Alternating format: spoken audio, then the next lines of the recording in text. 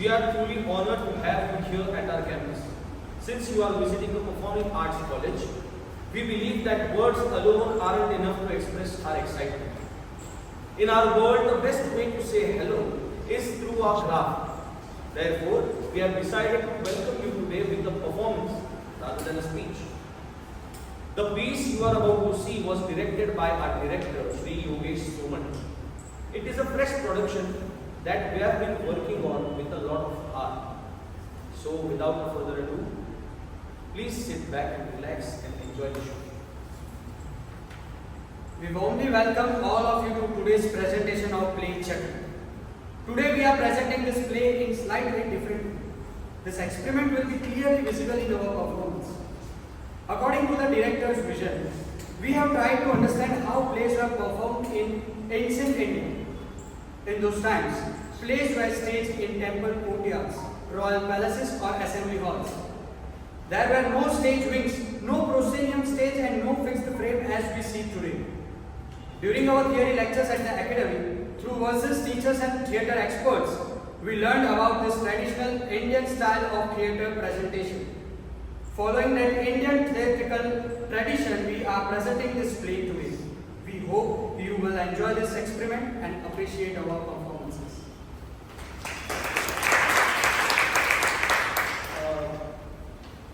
You have gotten this document, right? So this is the scene synopsis.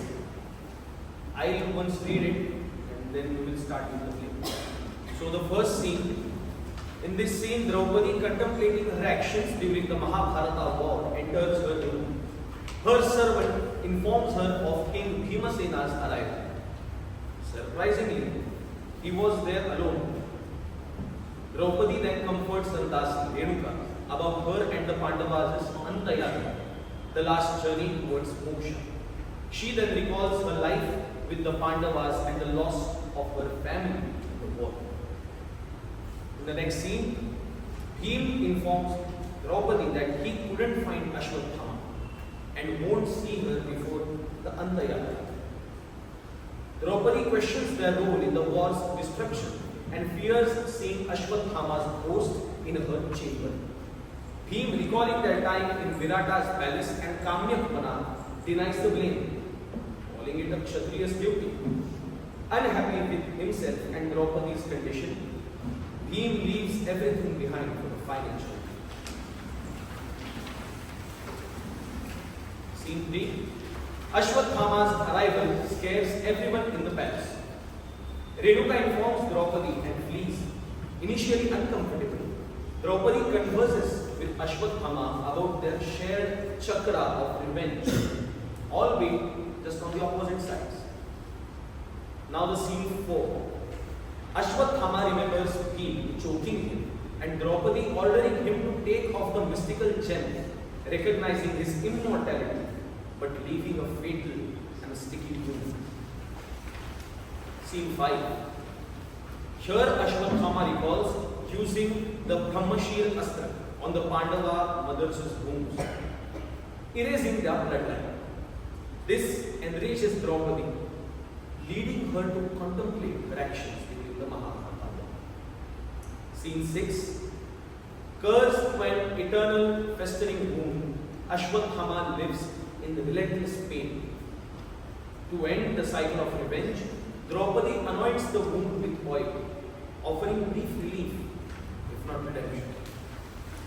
So now, we begin our experiment, the play Chakra. Writer Vidyadhar Purle. Direction and stage design by Mr. Yogesh Soman. Cast Gayatri Wadkar, Deep Lakshmi Neswarkar, Ajay Nitnaure, Nitin Alar.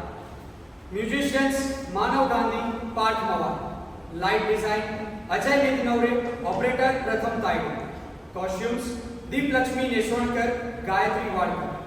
Special thanks Academy of Theatre Arts, Prashant Dada and Hemant sir. So we are presenting our play Chakra.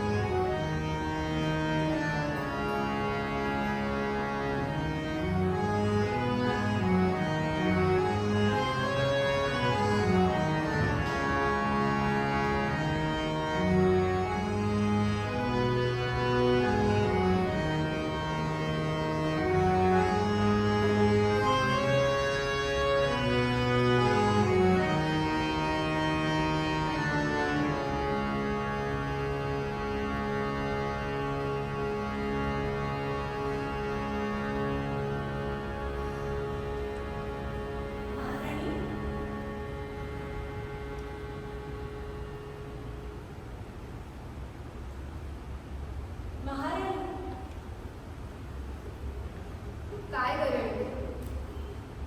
नाही, सगळ्या दिव्यांमध्ये तेल घालू ना. का? तेल नाही घातलं तर अंतःपुरात अंधार होईल महाराणी. संपूर्ण राजवाड्यात तेल घालून झालंय, सगळे दिवे लागले. फक्त आपल्याच अंतःपुरात तेल घालायचं बाकी आहे. काय?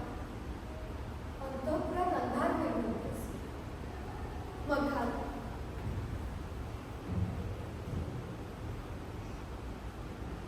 थांब रे. ते दिवे मी लावले. तुम्ही महाराणी? का गं? आश्चर्य वाटतंय ना? अगं इतकं प्राणात हात काढलंय. आडरानातल्या त्या झोपडीत दररोज देखभाल करायला कोणी दासी होती होय माझ्या शेतात. तरी पण महाराणी, त्यातून आता हे शेवटचे दिवस. पूर्वीकाळी केलेल्या काही गोष्टी पुन्हा पुन्हा कराव्याशा वाटतात. कारण विचारशील तर काहीच नसतं. फक्त कराव्याशा वाटतात.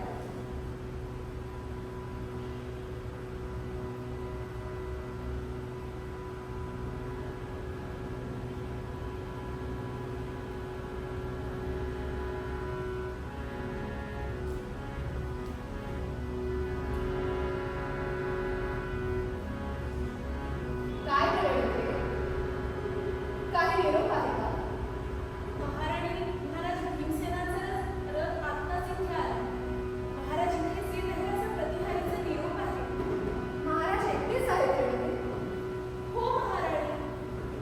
निरोप नीट ऐकलाच ना? महाराजांबरोबर दुसरं कोणी? अश्वत्थामा नाही? अश्वत्थामा? महाराणी? होय. अश्वत्थामाच. नाही महाराणी, महाराज एकटे आहे असाच प्रतिहारीचा निरोप आहे.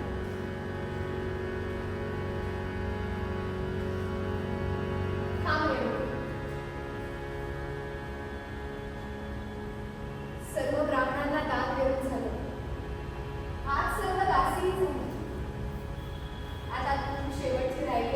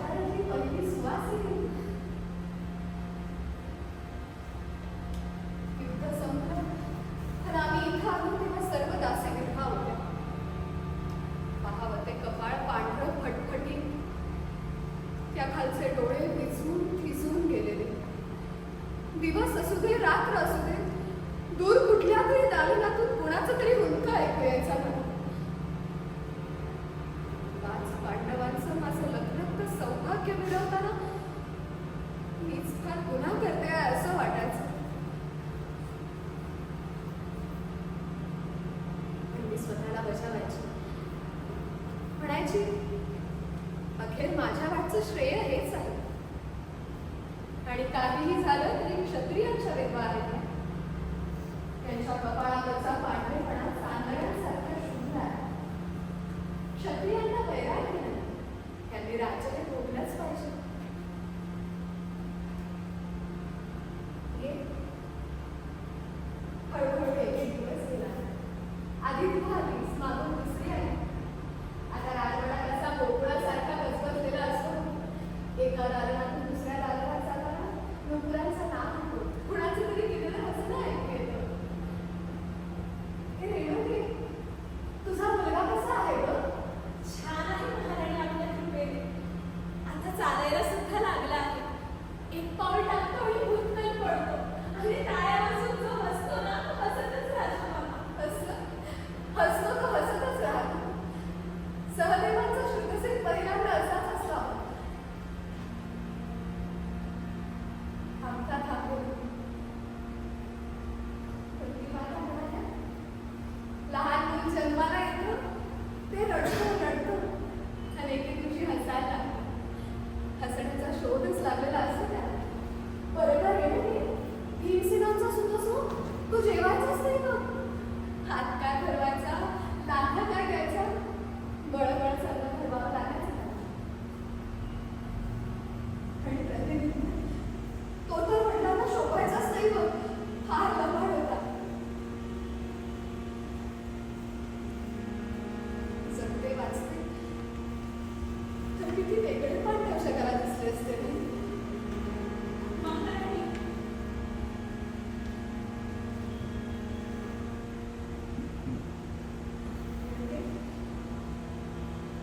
तुझ्या भीमसेनाचे मात्र सर्व संस्कार होते. क्षत्रियांच्या सर्व शस्त्रविद्या त्याला आल्याच पाहिजे. पण अजून त्याची दृष्टही काढायचा. आता लवकरच आम्ही महाप्रस्थानाला निघू. तिकडून काहीही वार्ता आली तरी हे विसरू नकोस. महाराणी, खरंच जाणार? सगळे जाणार? रोज विचारतेस. किती वेळा सांगू तुला हो म्हणून? कोणी सुद्धा मागे राहणार नाही महाराणी. कोण राहणार? आणि आता कशाला राहायचं? परीक्षिताच्या रूपाने आम्ही आहोतच की. आता त्याचंच छत्र आहे मग सर्वांवर. न जाणारे कृष्ण महाराज गेले. मागून पाठी पांडव झाले. आता द्रौपदी महाराणी झाल्या. मग काय राहिले? सगळं संपलं महाराणी. कुठ रेणुके, कुठ? अजून सगळं संपलं नाही. सगळं कधीच संपत नसतं. काहीतरी उरतं, काहीतरी नेहमी राहतं. म्हणजे महाराणी, तुम्ही प्रस्थानाला जाणार नाही? सगळीच झालं का जायचं? किती वेगळी आहेस रेणुके. मला महाप्रस्थानाला जायचं म्हणजे एखाद्या गावाला का जायचं? आज स्थगित करून उद्या जायला. क्षत्रियांनी तर ते कसं आनंदाने ठेवलं पाहिजे. अखेरच्या क्षणाला धन्य मानून सामोरं गेलं पाहिजे मृत्यूला. एक वेळ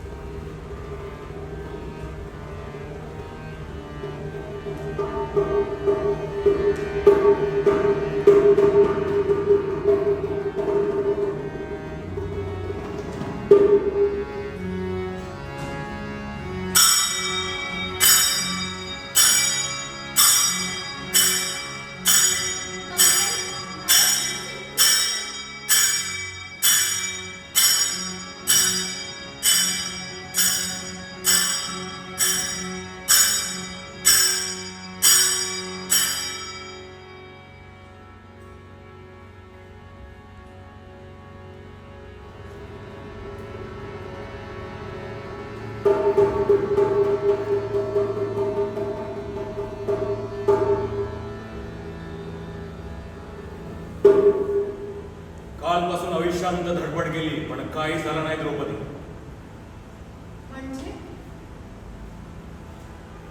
एका दुकाने वार्ता आणली म्हणून पांचालाच्या दिशेने रथ केला. पण त्या नीच अश्वत्थाम्याचा शोध काही लागला. बाकी रानोमान भटकणारा क्षत्र चिरंजीव कुठे कुठे पाहायचं त्याला.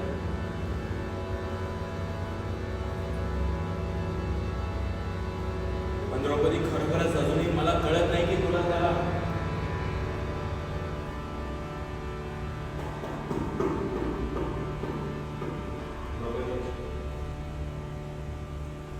काय दिवा काय बघतोस? आज किती दिवसांनी पुन्हा तुझे लांब केस दिसते. अजून किती काळ आहे तुझे. बायकाने कधी भोगू नये एवढं तू भोगलंस. वनवास झाला, अज्ञातवास झाला, पण तुझे केस मात्र अजूनही होते तसेच काळे, तसेच कुरळे आणि तसेच गाठ राहिले. कोणतं रहस्य आहे का तुझ्या या केसांमागे? भीमसेना नको द्रौपदी, वेणी घालू नकोस. तुझं हेच रूप मला प्रिय आहे, फार फार प्रिय आहे. अजून प्रिय आहे.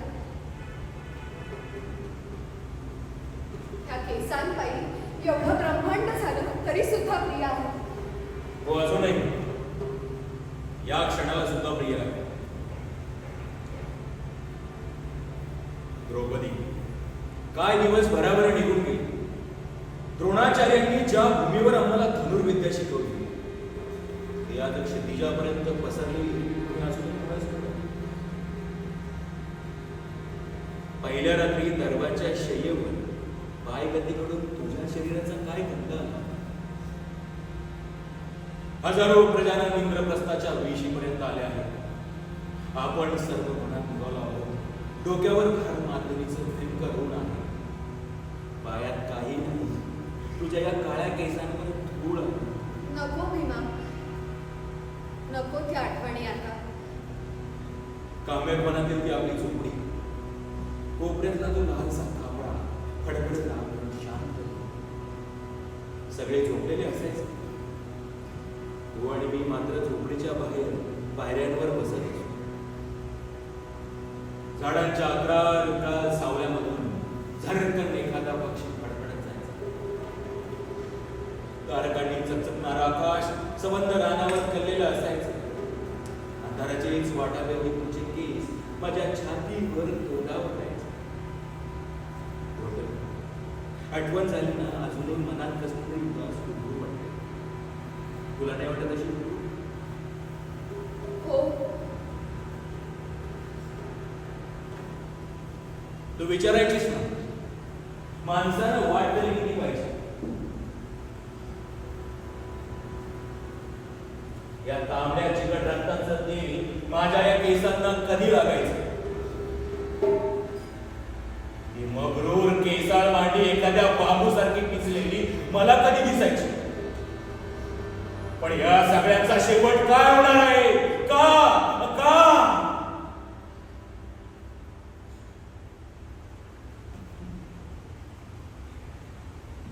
आणि तुझ्या साऱ्या शंका, तुझं थरथरता मला विचार.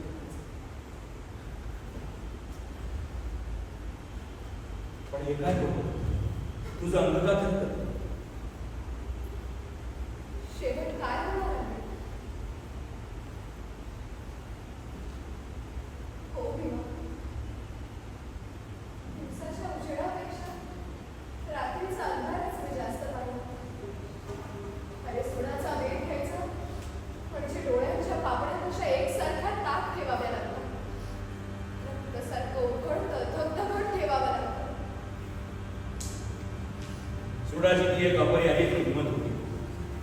अगं, मला तरी तुझी स्वयंवरावरची डोळे पुन्हा ऐकायची असते. लग्नाच्या दुसऱ्या दिवशी मागून आलेला भिक्षेचा निम्मा वाटा तू माझ्या थाळीत घातला.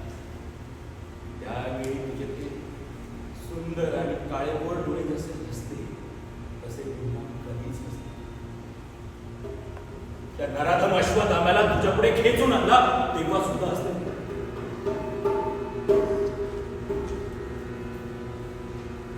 द्रौपदी, मला विचारशील, तुझे ते सुंदर डोळे मला आवडतात. तुझ्या त्या पूर्वीच्या डोळ्यामध्ये काय मला सुद्धा ते सुधारतात? पूर्वीचे डोळे आठवत नाहीत रे. नको भीमा, नकोच ते आठवणी आता. काय झालं द्रौपदी? तुला या आठवणी केव्हापासून असह्य झाल्या? अगं दात विचकत आम्हाला गाय गाय म्हणत कदकदत असणाऱ्या कौरवांच्या फुटक्या कवट्या एवढ्या रणांगणात विचकत राहिल्या. कोयत्यांना गवत कापावं तशी त्या खेळड्या डोंगराच्या मुलांनी तुझ्या आणि माझ्या शरीराच्या धारणा कापून निघाली. त्याने तुझ्या अंगावर यज्ञातील अभिषेकाच्या पवित्र पाण्याला उघड्या झालेल्या तुझ्या या सुंदर शालीन केसांसाठी सर्व भीमा, अरे आता आपण मृत्यूच्या दर्शनाला निघणार आहोत. ते ध्यानात आहे ना तुझ्या? म्हणून काय झालं? दृष्टीच्या टप्प्यात मृत्यू आहे म्हणून जे होऊन गेलं ते खोटं का म्हणावं? आणि धर्म सुद्धा असं सांगत नाही, आणि सांगितलं तरी ते मी खोटं मानणार नाही. खोटं खोटं नसेल. पण भीमा, तुझ्या आयुष्यात असा एखादा क्षण सुद्धा आला नाही जेव्हा तुला हा भयंकर संहार थांबावा, केव्हा तरी थांबावा असं वाटलं असेल. द्रौपदी, द्रौपदी, हे प्रश्न तू मला विचारते, आणि तेही सुद्धा आता आयुष्यातील आपल्या या शेवटच्या संध्याकाळी. हो, मीच विचारते आहे. कर्णाच्या सुडाला अर्जुन बळी जातोय म्हणून आपल्या घटोत्कचाला सामोरं लागतो. नाही, त्याला बळी द्यावा लागला. तेव्हा सुद्धा ही सगळी हत्या अर्थशून्य आहे असं ज्ञान तुझ्या मनात नाही का रे? त्या रात्री तू शिबिरात आली होतीस. माझे पाय चोळता चोळता आणि वस्त्राने रक्त टिपता टिपता रडत होतीस. तेव्हाच तुला या प्रश्नाचं उत्तर दिलं. माहित होतं, हा युलोक सोडून जाताना गतकाळात जे जे घडलं ते मला अर्थशून्य वाटत नाही. अगं दंडमादन पर्वतावर तुझ्या हातासाठी आलेलं ते कमळ चिंतन करणं, तितकंच त्या दुःशासनाच्या भक्तांच्या छातीतलं ते मादक गुळ गुळ रक्तही तुझ्या या कोमल हातांना पडलेली जरे इतकेच युद्धानंतर सम्राज्ञी म्हणून तुझ्यावर पालवली गेलेली चंद्र चामर एक खरे. त्या कृष्णाच्या मुलीचे वृद्ध सूरही खरे, आणि ज्याचं नाव गावही आपल्याला कळलं नाही त्या पारद्याचा त्याच्या पायात घुसलेला बाणही खरा. त्या क्षुद्र अश्वत्थाम्याची जखमही खरी, आपल्या सर्वांची उद्याची वाटही खरी. अश्वत्थाम्याची जखम आणि माझी जखम. प्रतिनित्य गेला, श्रुतकर्मा गेला, श्रुतसेन गेला, शतानिक गेला. या सर्वांच्या मरणाला सुद्धा अर्थ आहे भीमा. हो आहे, अगदी साधा अर्थ आहे. तुलाही तो समजायला पाहिजे. प्रतिविद्यापासून श्रुतसेनेपर्यंत सगळ्या अटळपणे धडधडत गेलेल्या, युद्धात पडलेल्या त्या फक्त समिधा होत्या. द्रौपदी, क्षत्रियाच्या धर्माला आणि कर्माला यापेक्षा दुसरा अर्थ असू शकत नाही. तू नेहमी क्षत्रियांसारखं बोलतोस. कृष्ण नेहमी मुत्सद्यासारखं बोलतो. बोलायचा व्यास आणि धौम्य तत्वज्ञासारखं बोलतात. धर्मदुबळा साधू सारखं बोलतो. पण एका क्षणात माझी मुलं गेलेल्या आईशी सदा माणसासारखं कोणी बोलत नाही. का बोलत नाही? शेवटी विवाह माझ्या आणि नात्याने काय फरक राहिला आहे? तिची मुलं गेली, माझी मुलं गेली. तिची सासर मायाची मुलं नष्ट झाली, माझीही झाली. तिचा वंश काळ झाला, माझाही झाला.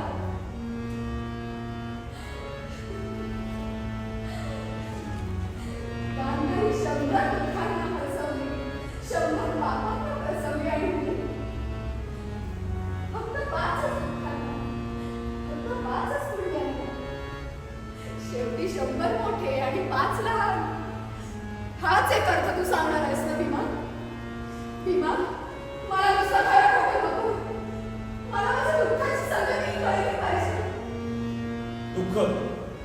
दुःखाची संगती. पण आपला परीक्षित अपरीक्षित ही एक बेजूर विसंगती आहे. द्रौपदी अखेर वाचलेला परीक्षित तरी कुणाचा आहे? परीक्षित माझा नाही. काय? परीक्षित तुझा नाही? परीक्षित सुभद्रेचा आहे. वनवास मी काढला, सुभद्रेला नाही. अज्ञातवासात दृष्टी खरकटी मी काढली, सुभद्रेला नाही. युद्ध झालं ते माझ्या शिलासाठी, सुभद्रेच्या नाही. किती विचित्र बोलतेस तू. अगं या वयात तुला शोभत नाही असा होती मत्सर.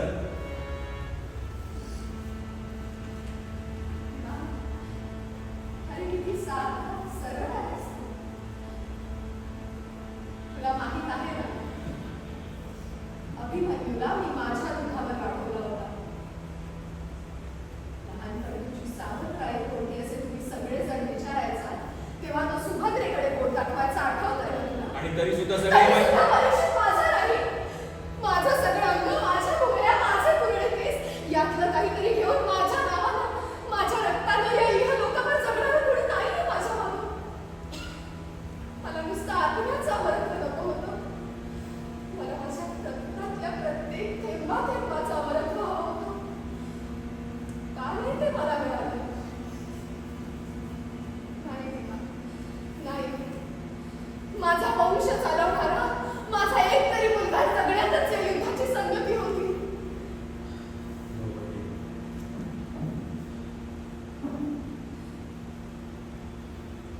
हे बघ विमा, कर्तव्य म्हणून तुम्हा सर्वांची सम्राज्ञी म्हणून मी मिळवले. अजूनही मिळते. पण खरं सांगते विमा, हस्तिनापुरावर अनेक ठिकाणांची एक काळी लांब नचत स्तब्ध छाया पसरली आहे असा मला अजूनही भास होतो. सच्या उजेडाकडे उजेडाकडे पाहा तर ते राखेच्या रंगाचं दिसतं.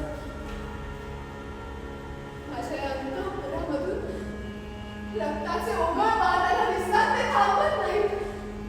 संध्याकाळी अखंडपणे झळझळत वाहत असतात. एवढ्या पवित्र पोलीस पण माझं आणि नकुलाचं सौंदर्य घेऊन आलेला शतानी काठावर त्याच्या थेंबात राखेची कचकचच जाणवते मला. द्रौपदी, मी कधी कुणाला सांगितलं नाही विमा, कृष्णालाही बोलले नाही. पण युद्ध संपवून सम्राज्ञी झाल्यापासून मी पुन्हा एका वनवासात चढते आहे. मागच्या वनवासात तू होतास, अर्जुनही होता. पण सम्राट पांडवांच्या राजवाड्यातल्या या वनवासात तुम्हीही नाही. फक्त मी आणि रात्र आणि मी.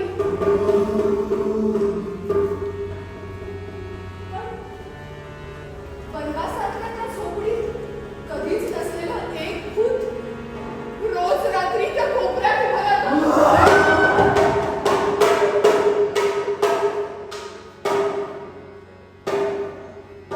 देवा, देवा.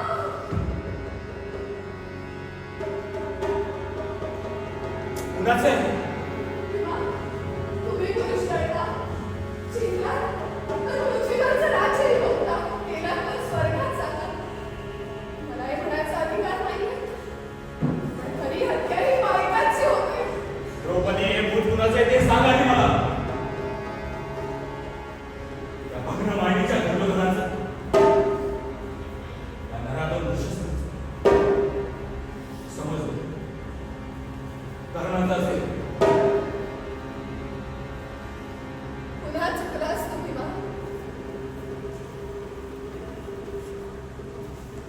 हे भूत एका प्रश्नाचं असतं.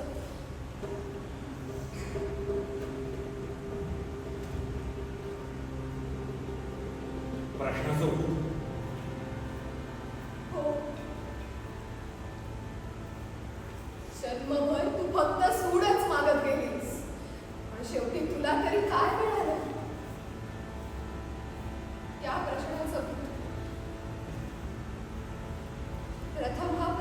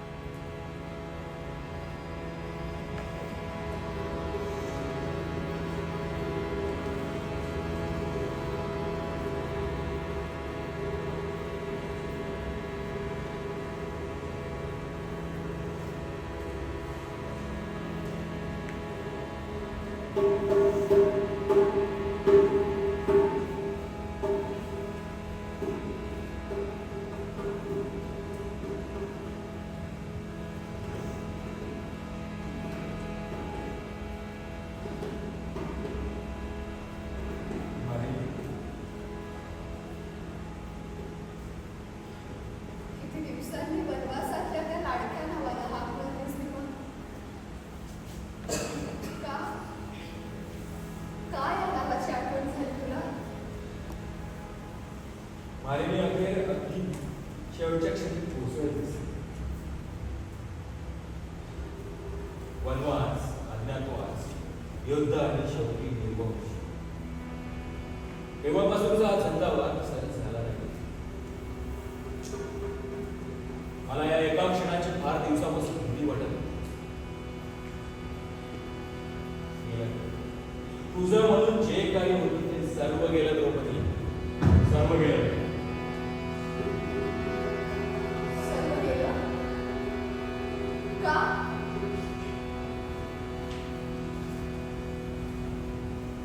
एका साध्या आईसारखी मी बोलू लागली म्हणून, साध्या आईसारखं माझ्या डोळ्यात पाणी आलं म्हणून.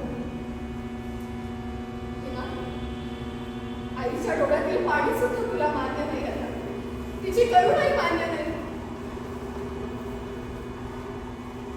आई, तिच्या डोळ्यातील पाणी, तिची करुणा. द्रौपदी तपस्वी ऋषींच्या मार्गात पाप फार सुंदर चेहरा गेला. क्षत्रिय वीरांच्या मार्गातही करुणा नसते. पण हे असंच आहे. स्त्रीचं शेवटी नेहमी हेच होतं. माझ्यासारख्या क्षत्रियाच्या पुन्हा पुन्हा वाटेला आलेली हीच एक शोकांतिका आहे. कुठेतरी भलत्या वेळी भलत्या क्षणी तिच्या खुल्या स्थानातलं ते दुबळं वाचल्य, ती दुबळी करुणा एकदम उफाळून येते. द्रौपदी, क्षत्रियापुढे दोनच पर्याय असतात. सूड मान्य करायचा किंवा मान्य करायचा नाही. बस त्याला असलेलं स्वातंत्र्य इतकंच.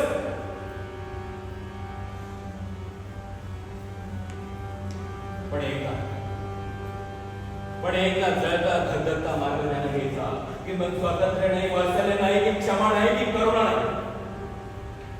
माझ्या प्रश्नांना फक्त हे दोनच पर्याय आहेत.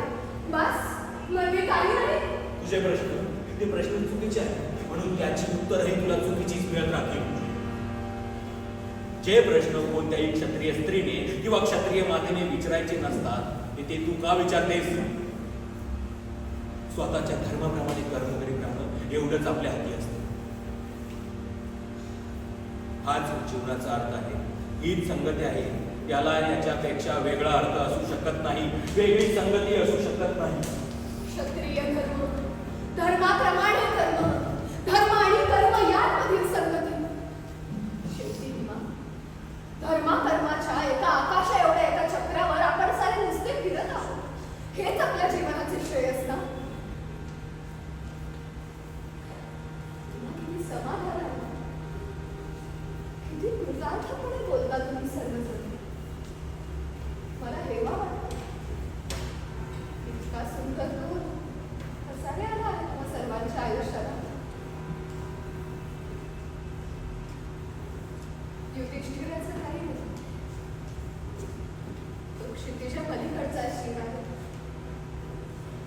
तिथे शाप देऊन आला. पण अर्जुन एका रणांगणावरून दुसऱ्या रणांगणावर आयुष्यभर संचार करणारा अर्जुन काल म्हणाला होता, कल्याणी सगळं संपलं आता. आता डोळे स्वर्गाकडे लागले आहेत. यत्त्वान निवर्तन्ते तत्काम परमम्. जिथं गेल्यावर कोणी पुन्हा परत फिरत नाही तेच माझं परमधाम. अरे पण आत्ताच्या या क्षणाच्या दुःखाचं काय?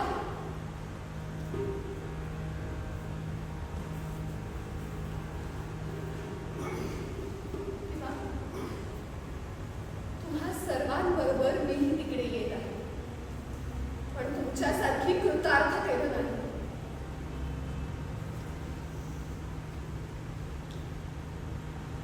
द्रौपदी, सर्व आयुष्यभर तुला साथ दिली. तू नेहमीच तुझा त्याने बरोबर आहे. पण आता तुला येत नाही मला. भीमा, जन्मभर तू मागत आलीस, जन्मभर मी तुला दिलं. आता शेवटी ती काही मागणार आहे.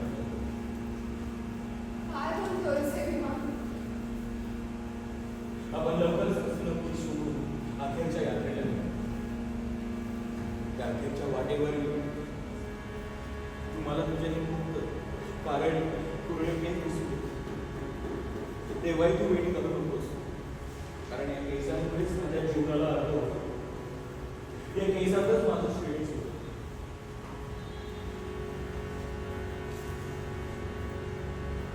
प्रत्येकाला त्याचं त्याचं श्रेयस मिळालं, पण मला मिळालं का? मिळालं की आणि मिळालं नाहीही. त्या अधमशाश्वत धागाला भेटून ते मिळणार आहे का? नाही किंवा तसंही नाही, पण मला आता काहीच समजेल असं झालं आहे. काय हवं आहे हे तुम्हाला प्रथमच समजत नाही. आयुष्यात प्रथमच समजत नाही. हे पतन असतं तर मी तुला सावरलं असतं, पण हे पतन नाही. कृष्ण शिष्टाई करायला गेला तेव्हा कुलक्षयाची भीती. फक्त एकदाच जन्मात फक्त एकदाच मी शांतता मागितली. संबंध युद्धात मी एकदाच थांबलो, एकदाच थकलो, एकदाच रडलो. आपलं विकर्ण केलं ते माझ्या या दोन्ही पताऱ्याच्या वेळी मला तुझ्या या केसांनी चावडलं. आता मी तुला कशाने सावरलं कळलं नाही. तुझं दुःख, तुझं शोक, तुझी करुणा मला समजत नाही. सावरलं.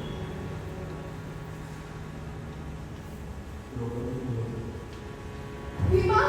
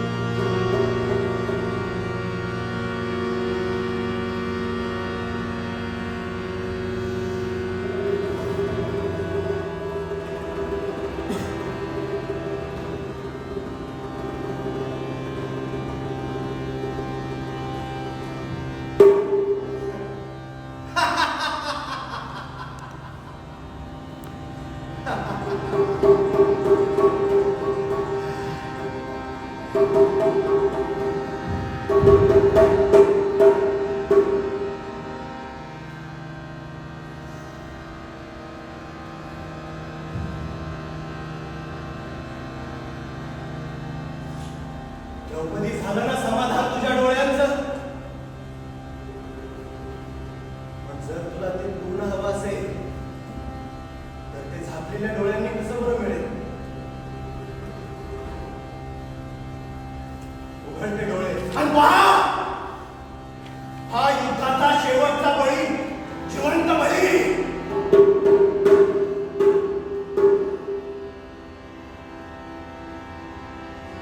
द्रौपदी, मला नीट निरखून बघून घे. म्हणजे अगदी शांत तृप्त मनाने तू तुझ्या अंतिम महायात्रेला निघशील.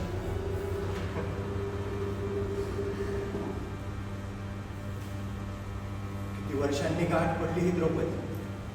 हा अखंड काळ, हा चिरंजीव काळ मला नुसता येत नाही.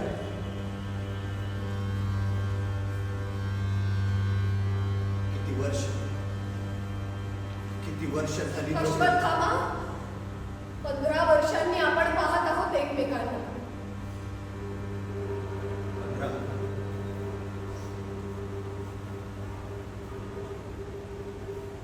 त्या 15 तरी काय अर्थ? असतील 15 असतील.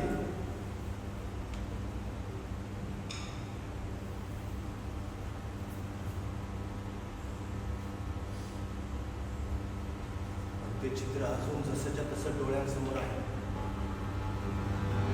ते विसरलो नाहीये मी.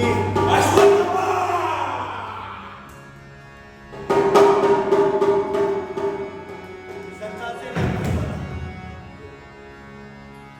मृत्यू न होता माझा दुसरा जन्म तेव्हा सुरू झाला. नीच अश्वत्थामा!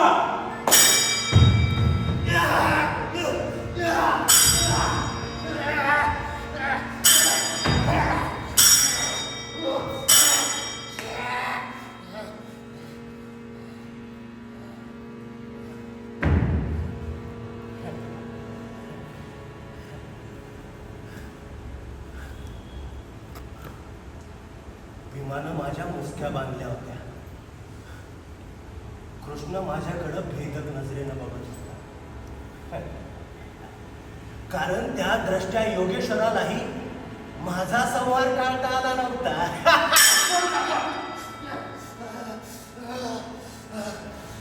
मी रक्त ओकीत होतो. रक्ताबरोबर भीमाने तोंडात कोंबलेली माती थुंकीत होतो. सगळे फक्त तुझी वाट पाहत होते.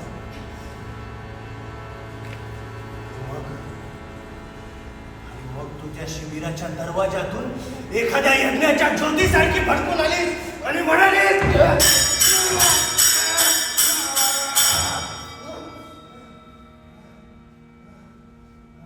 माझी 5ही मुलं याला मारली. सासर माहेरची मुळा नष्ट केली. त्यानं धर्मानं मारली. कोणाही क्षत्रियाला आजपर्यंत केलं नाही, त्या चांडाळानं केलं आहे. यानं झोपलेले योद्धे मारलेत. भीमा मडकं दगडावर आपटून फोडावं तसं याला फोड आणि याचे तुकडे तुकडे मला आणून दाखव. नाही,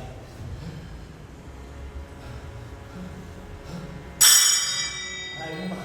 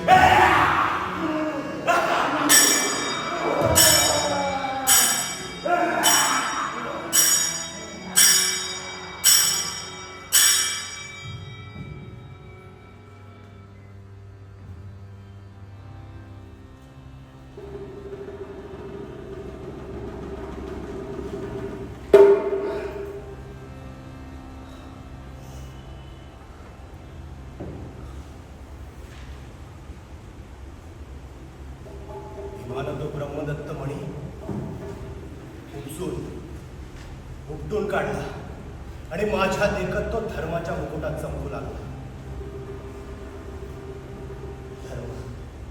धर्मराज केवढा सत्यनिष्ठ निरागस जीव. अश्वत्थामा हे एका हत्तीचं नाव आहे हे सत्यही त्याला माहित होतं. म्हणून मी गेलो की माझ्या नावाचा हत्ती गेला हे खरोखरच त्या महात्म्याला नाही कळालं.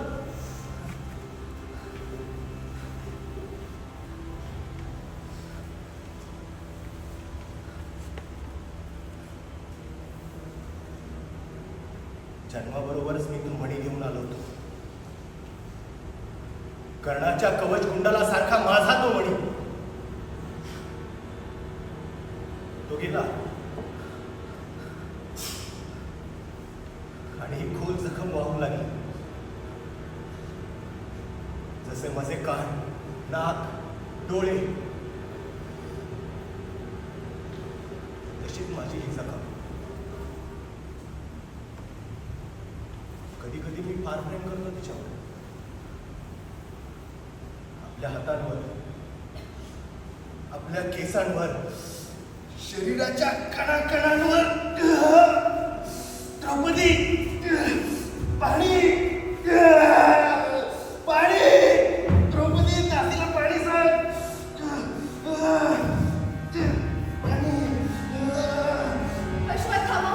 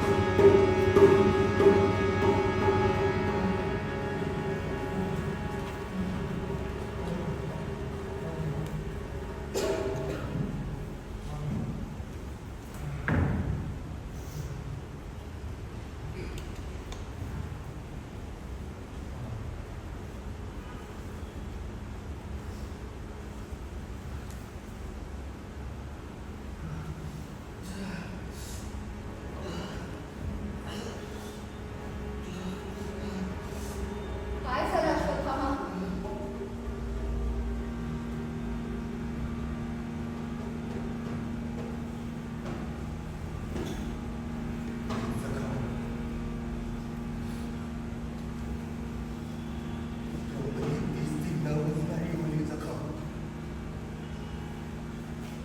तिच्यातून अशीच भयंकर कळे ते अधून होत. जखमेवर प्रेम करता येतं. माझ्या शरीराचा एक भाग आहे.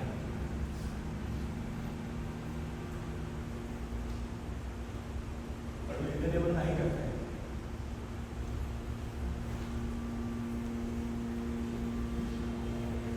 वेदनेवर प्रेम, दुःखावर प्रेम कसं करता येईल तुम्हाला?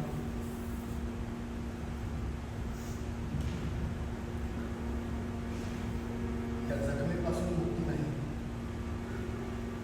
या रक्तापासून मुक्ती नाही, या वेदनेपासून मुक्ती नाही.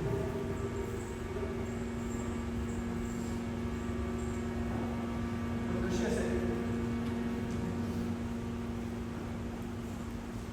एका चिरंजीवाला अवध्याला कसली आली आहे मुक्ती? असंच होतं. अशी भयंकर कळ आली की मी चिरंजीव आहे हे सुद्धा विसरलो.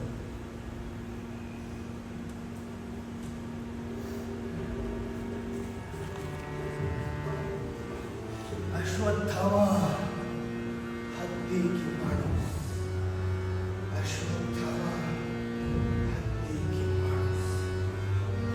अश्वत्थामा हत्ती की माणूस. अश्वत्थामा नको असा स्वतःशी बोलूस. अरे माझ्याशी बोल. मी तुला बोलावलं आहे.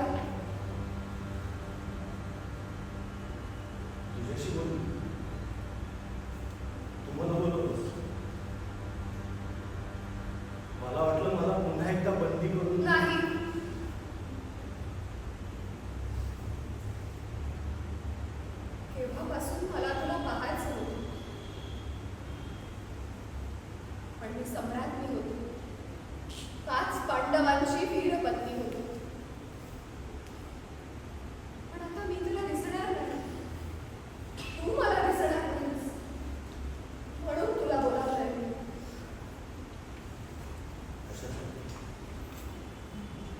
कशासाठी? मला तुझे दुःख अगदी जवळून पाहायचं होतं आणि तुला सांगायचं होतं. मग माझं दुःख तू पाहिलं आहेस, अगदी जवळून पाहिलं आहेस. जातो मी आता. अश्वत्थामा, थांब, जाऊ नकोस.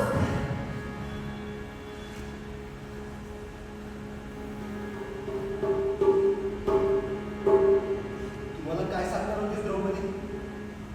सांग ना. सांग. का म्हणून ही भयंकर शिक्षा मी भोगतो आहे? युद्धाचं, संहाराचं सगळं दुःख, सगळे भोग माझ्या एकट्याच्याच कपाळी का आले?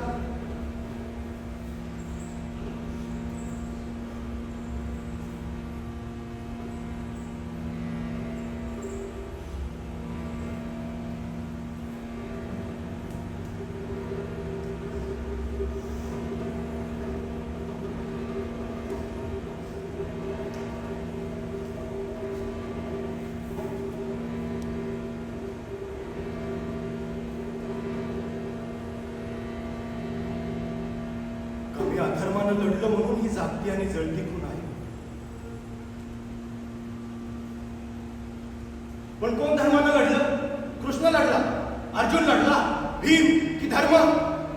मी झोपलेले क्षत्रिय वीर मारले. हा झोपलेला माणूस खरोखरच निरागस दिसतो. हा पण ताटाला दृष्टविज्ञानं कसं मारलं? रथावर तेही जवळ झोपल्यासारखेच होते. तेही तितकेच निरागस कसे दिसले नाही कोणाला?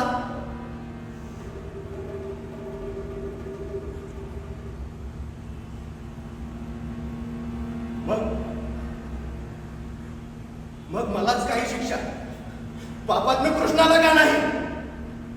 जिथं लहानपणी तो आपलं सुंदर मोरपीस ठेवत असे, तिथेच त्या द्रष्ट्याच्या कपाळावर एक जखम का नाही भरभरत गेली? त्या सर्वांनी एक झोपलेला क्षत्रिय वीर मारला आणि मी 5-25 मारले म्हणून हे झाले.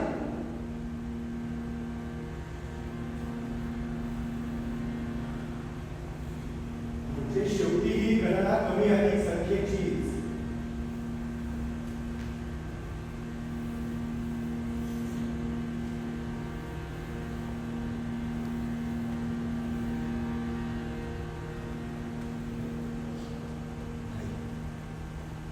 नाही, पण शेवटी असं असेल की अधर्म तो अधर्मच, पाप ते पापच. म्हणून ही खून, म्हणून हा घाव. नाही अश्वत्थामा, ही अधर्माची खून नाही, हा पापाचा घावही नाही.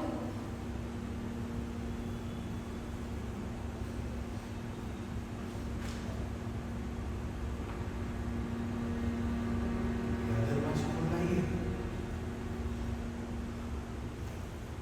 आणि पापाचाही घाव नाहीये.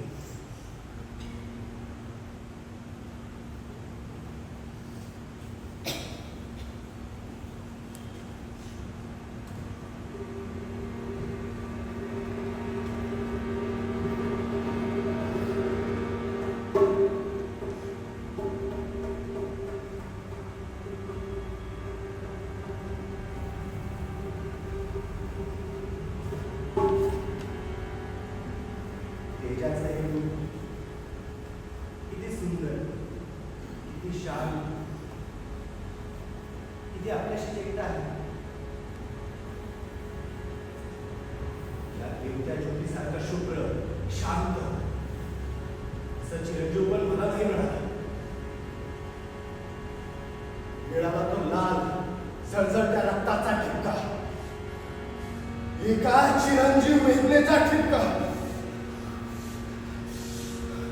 पाप नाही, अधर्म नाही, पण ही आग आग कशाची? भरभरत्या रक्ताचा हा अखंड जरा काम माझ्या डोक्याशी वाढलो आहे. ओल्या चिकट रक्ताच्या वासाची कंटाळवाणी सोबत कशासाठी?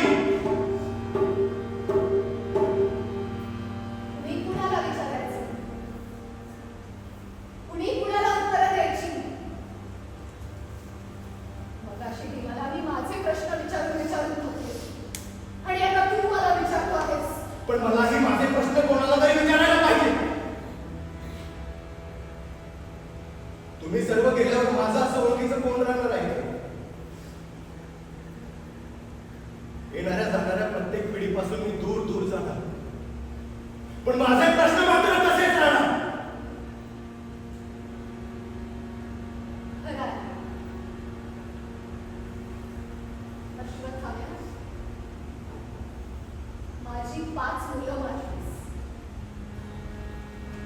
त्यांचीही मुलं मारलीस. सगळे पांचाल कापून काढलेस तरी तुझं समाधान झालं नाही. झालं असतं तर ते सुनाचं चक्र तिथंच थांबलं नसतं का?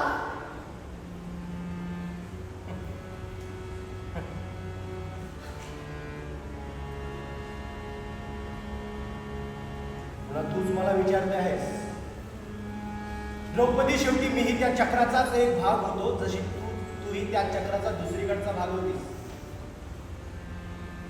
आपल्या दोघांच्याही वडिलांपासून ते चक्र सुटलेलं होतं. द्रुपदाने केलेला तातांचा अपमान, तातांनी केलेला द्रुपदाचा अपमान, दृष्टद्युम्नाने केलेला तातांचा वध, मी दृष्टद्युम्नाचा आणि शेवटी तुझ्या मुलांचा केलेला वध. पण तू तिथंच कसा थांबला नाहीस? तुझं ते भयंकर असतं. तू गर्भवती स्त्रियांच्या गर्भावरही सोडलंस. ज्यांनी हे जगही पाहिलं नव्हतं अशा पोटातल्या जीवालाही तू मारलंस अश्वत्थामा. तू तिथंच कसा थांबला नाहीस?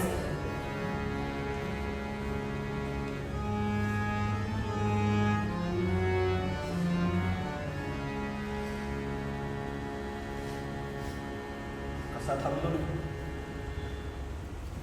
खरंच का थांबलो नाही? द्रौपदी आता आश्चर्य वाटतं. पांडवांचं माझ्यावर प्रेम होतं, माझं पांडवांच्यावर प्रेम होतं. घटोत्कचाला सुद्धा मी नेहमीच वत्सा म्हणत होतो आणि तरी सुद्धा पांडवांकडच्या सर्व गर्भवती स्त्रियांच्या गर्भापर्यंत ते अस्त्र गेले.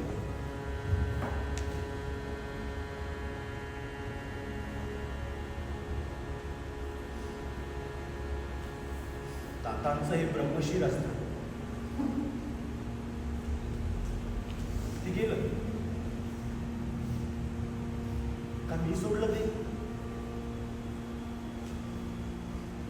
काही कळत नाही. नाही, पण मीच सोडलं. किती अमर्याद कुतूहल होतं त्याबद्दल. किती वेळा मोह झाला होता ते सोडण्याचा.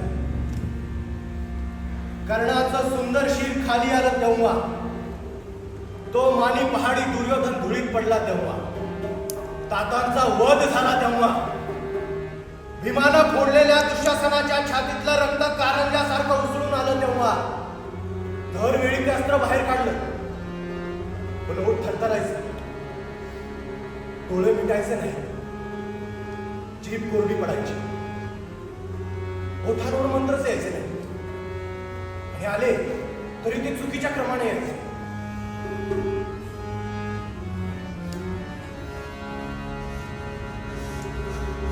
पण अखेर ते कुतूहल तुला अनावर झालं. तुझ्या पापण्या तू फार काळ ताट ठेवू शकला नाहीस, हो ना?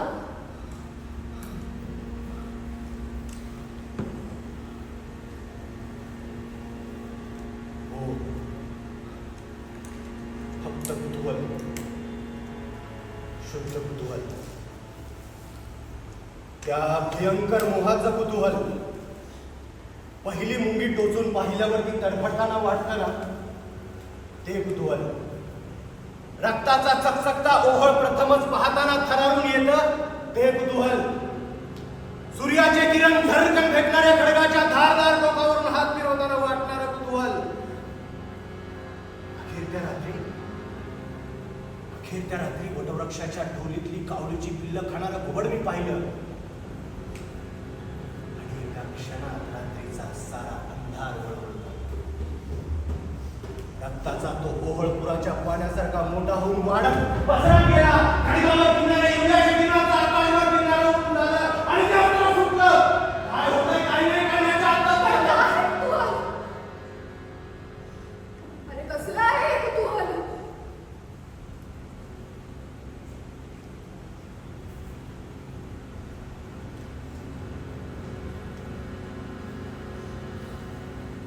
काही लोकं त्याला उत्तर आहे. का अपरिहार्यपणे कुठून तरी सुटलेले एका बाणाचं मी फक्त शेवटचं टोक होतो. एका अपरिहार्यपणे उच्चारले गेलेल्या मंत्राचा मी फक्त शेवटचा शब्द होतो. त्या भयंकर कुतूहलाचं मी फक्त शेवटचं प्रश्नचिन्ह होतो. मग त्या कुतूहलासाठी तुला ही शिक्षा झाली असं समज. अरे तू जे आता भोगतो आहेस ना, ते तू शेवटचं टोक गाठलंस म्हणून अश्वत्थामा.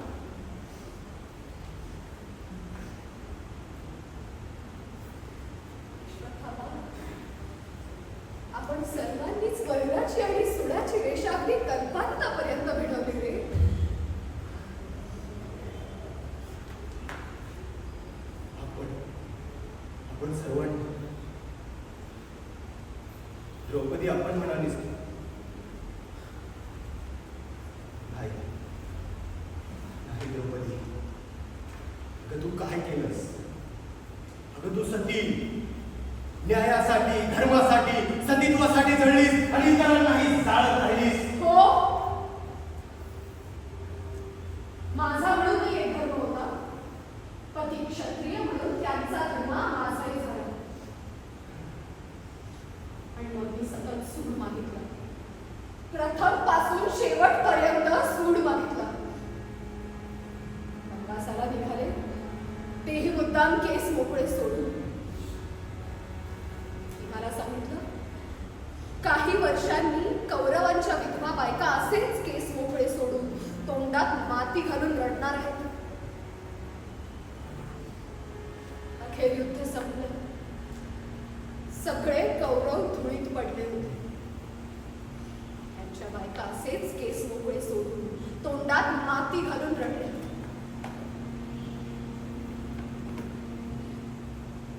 अभिमन्यू गेला, माझे वडीलही गेले, पण माझ्या पतींपैकी एकही गेला नाही. माझी मुलं जशीच्या तशी होती. मला वाटलं सत्य माझ्या बाजूला आहे, धर्म माझ्या बाजूला आहे, म्हणून असं झालं. मी सती म्हणून मला हे भाग्य मिळालं. आता मी आणि माझे पती गेले तरी माझ्या मागून माझी मुलं होती. माझ्या नखांचा, माझ्या भुवयांचा, माझ्या केसांचा, माझ्या रक्तबिंदूंचा वारसा घेऊन माझी मुलंही इहलोक पाहणार होती. बस साध्या आईला हव्या असलेल्या या वरदानाहून मला बाकी दुसरं काही नको. पण खरं युद्ध तर पुढंच होतं. आणि मग ती रात्र आली. आणि तुझं ते वरदान मी हिसकावून घेतलं.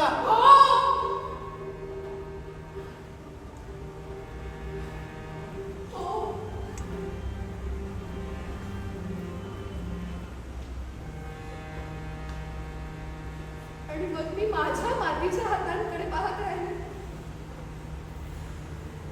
अखेर हा शेवट होता. तर माझेही हे हात गांधारीसारखे रिकामेच राहायचे होते. तर मग मला कळलं, फार उशिरा कळलं, धर्म अधर्मापेक्षा दुःख खरं आहे. कर्म अकर्मापेक्षा दुःख खरं आहे. सत्पक्ष सूड यापेक्षा दुःख खरं आहे. मला जखम झाली आहे या सत्याची. बाकी कुणाला ते दिसत नाही. अश्वत्थामा, कदाचित तुलाच दिसत असेल. मी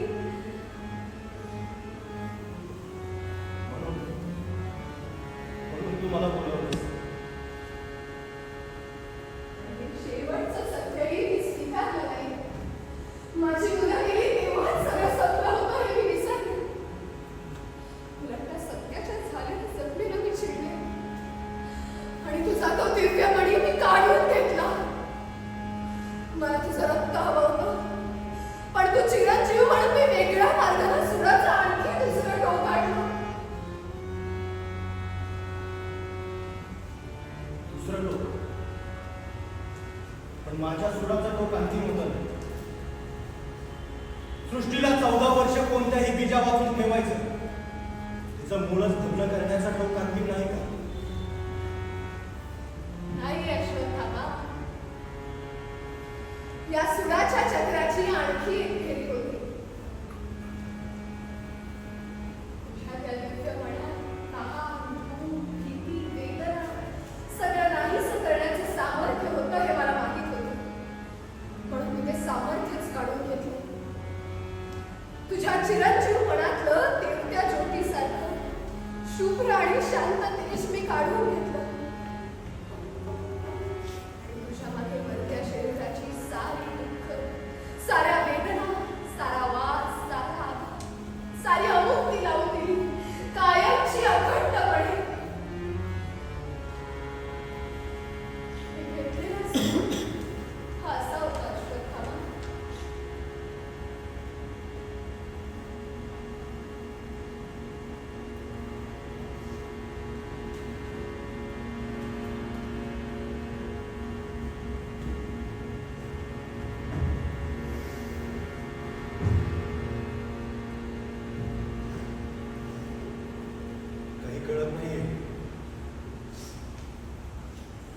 द्रौपदी अजूनही काही कळत नाही. मग आपल्या दोघांच्या वडिलांपासून सुटलेल्या त्या सुखाच्या चक्राचा अर्थ तरी काय होता?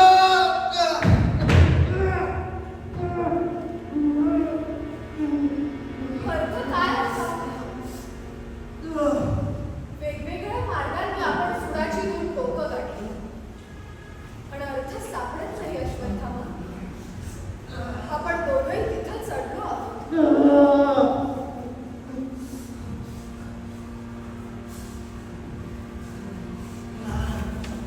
शेवटी गांधारी ही दुःखी, द्रौपदी ही दुःखी आणि अश्वत्थामा ही दुःखी.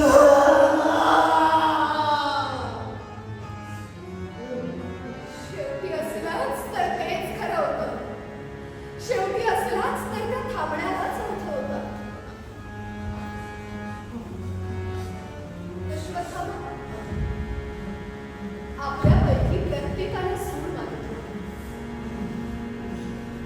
कर्णाला त्याच्या जन्मासाठी, भीमाला माझ्या शिलासाठी, दुर्योधनानं त्याच्या मानीपणासाठी, तू तुझ्या वडिलांसाठी, मी माझ्या मुलांसाठी. प्रत्येकाचा सूड हा खरा होता. पण आपल्यामधलं कुणीतरी कसं तरी कुठं तरी का थांबलं नाही? कुणी कर्म म्हणून थांबला नाही, कुणी कर्म म्हणून थांबला नाही. आणि मी आई असूनही मी थांबले नाही.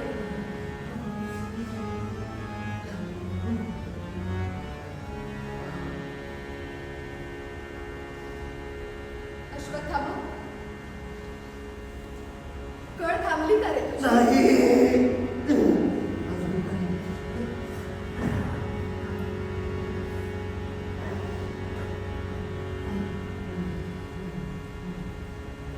कुणीतरी हा न संपणारा गुणाकार थांबवलाच पाहिजे.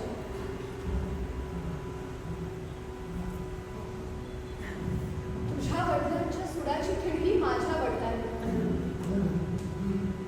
माझ्या वडिलांची कृष्णदुम्नाची तुझ्या, तुझी माझ्या 5 मुलांनी आणि माझी तुझ्या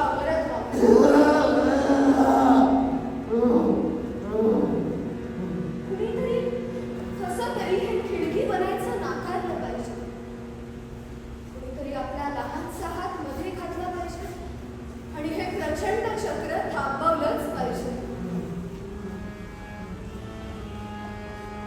पण अश्वत्थामा, अखेर दुःख आणि वेदना याच खऱ्या असतील, चिरंजीव असतील, तर आपल्याकडे तरी काय आहे?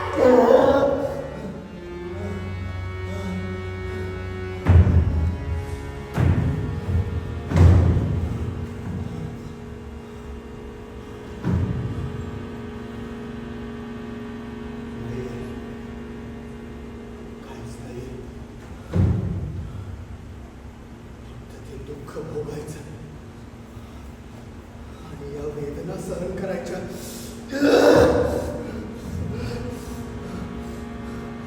द्रौपदी, चालू मी.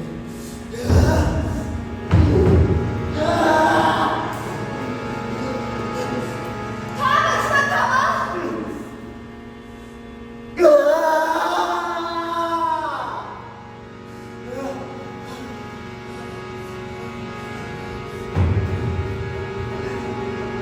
रेल्वे, रेलाचं पात्र घेऊन ये.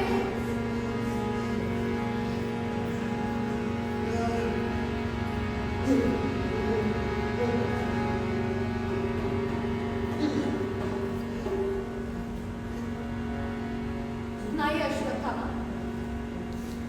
आपल्याकडे काही नाही असं नाही. निदान एक तरी गोष्ट आहे.